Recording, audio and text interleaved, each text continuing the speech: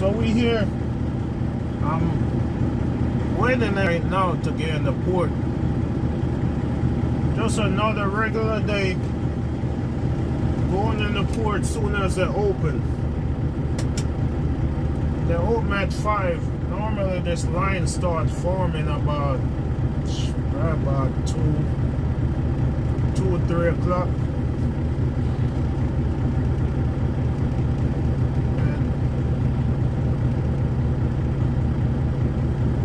This week I'm just taking in this load that I had in storage.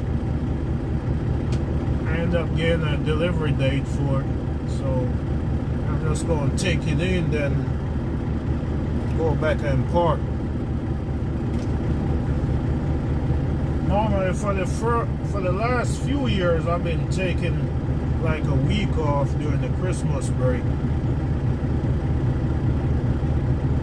Hopefully I could continue that as the years pass by. This is what we're doing right now, man. Just heading in the port. More than likely this will be my last run for the year. Which it will be my last run for the year, because I'm not booking anything else.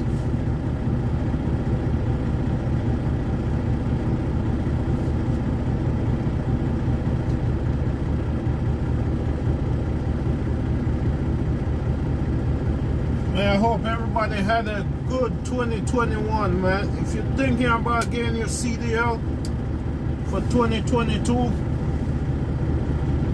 don't even sit around and think about it. Just go get it. It's better to have it and don't need it than need it and don't have it. So if it's something you're thinking about, go get it. Just go ahead and do it. At least start the process. A lot of times, once you start the process, you'll continue with it.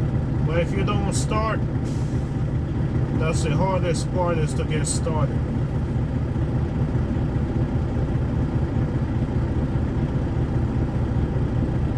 People sometimes make New Year's resolution, and for some people, that's going to be part of their New Year's resolution. You don't have to wait for the new year to start it.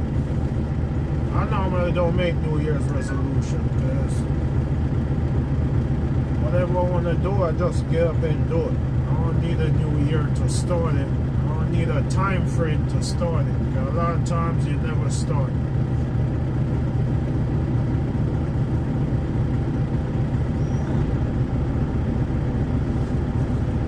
If you're thinking about pulling containers, same thing.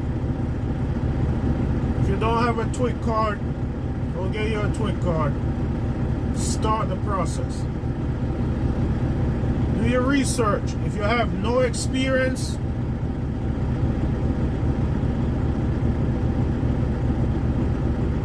if you have experience driving but you don't have experience running on the port or the rail yard, you want to find a carrier that will give you a little training. You don't need a lot of training, because it's something that you're going to learn as you go. But if you're the type of person that need hands-on training, find a carrier that have company drivers. Those mainly the ones that will train you. The carriers that's our own operator, most times what you'll be doing is mostly talking to somebody on the phone while you're in the port, like another driver from that carrier or something. You'll be talking to them on the phone, they'll be telling you where to go. So they'll be giving you all the instructions over the phone. So if you're the type of person who could follow instructions like that, well, you have more options on where you could go. But if you need hands-on training,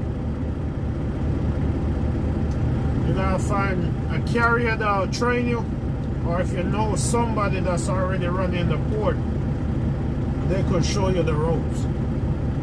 But it's not hard to learn the port.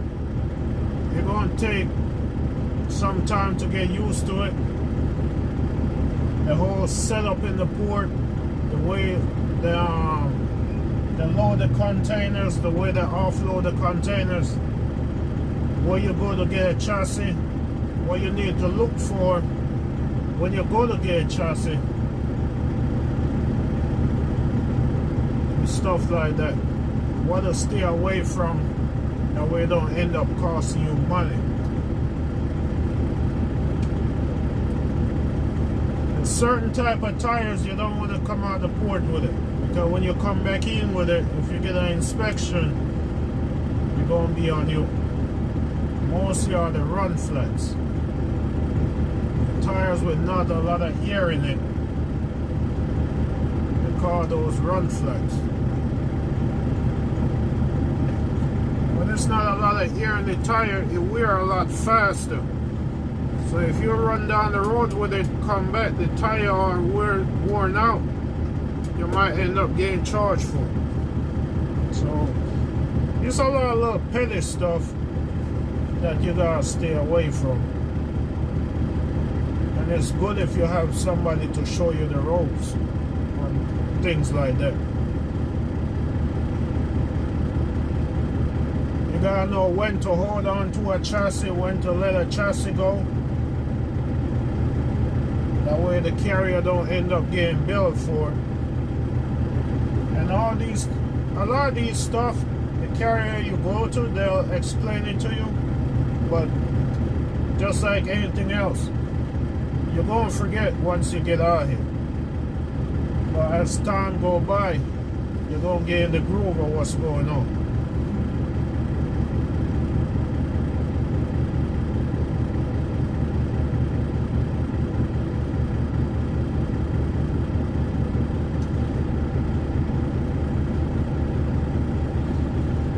There's a lot of ways you could get in the port. You could get in as a company driver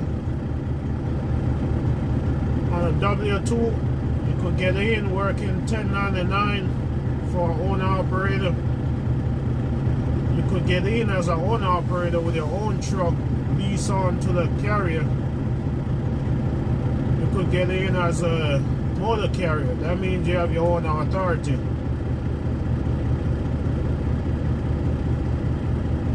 Those are main ways in order to get in the port hauling containers.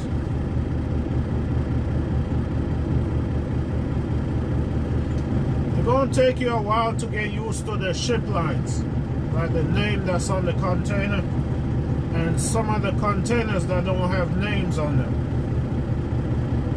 There are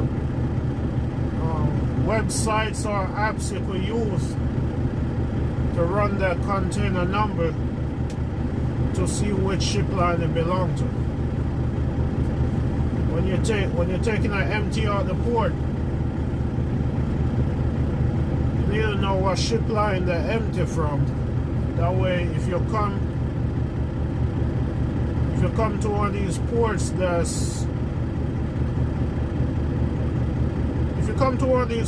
that haven't went fully computerized, and you have to pull up at the location where the ship line containers at, you'll know where to go.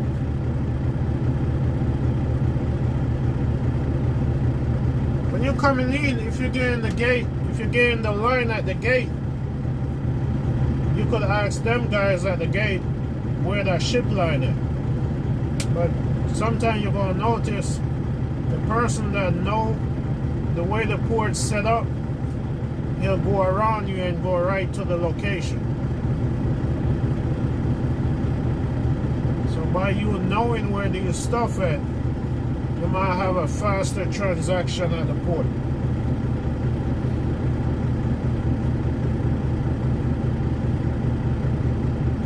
There's something, once you get into it, it's either you hate it or you like it. There's no in between. Sometimes you get tired of it and you want to go try something else, and then you might end up coming back to it, or you might end up staying away from it because it's just not for you. It's not for everybody. I'm not going to sit here and tell you, man, pulling containers is the greatest thing. It's not for everybody. Just like everything else.